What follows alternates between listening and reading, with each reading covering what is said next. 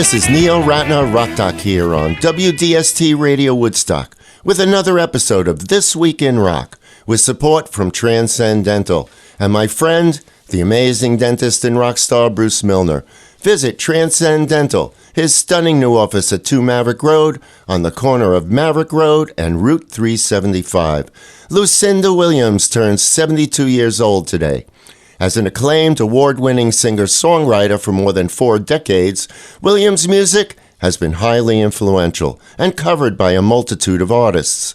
Williams' father, poet and literature professor Milner Williams, had a major influence on Lucinda, who grew up living with her father after her parents divorced in the mid-60s. She started writing when she was 6 years old and showed an affinity for music at an early age, playing guitar at 12.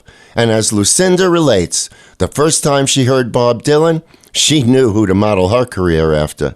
1965, and it was Highway 61 Revisited.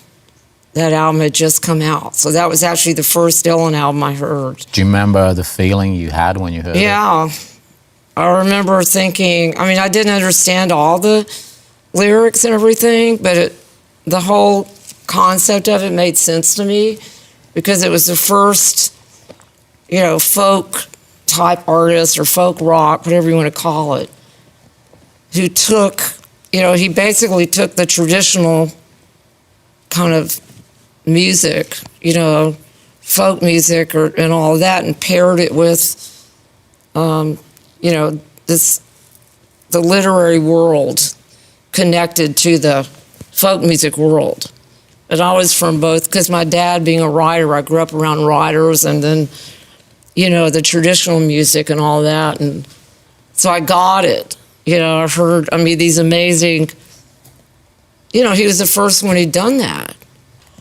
When I started writing songs and everything, the next couple of years, whenever that was, I just remember thinking that's what, I want to be that good one day.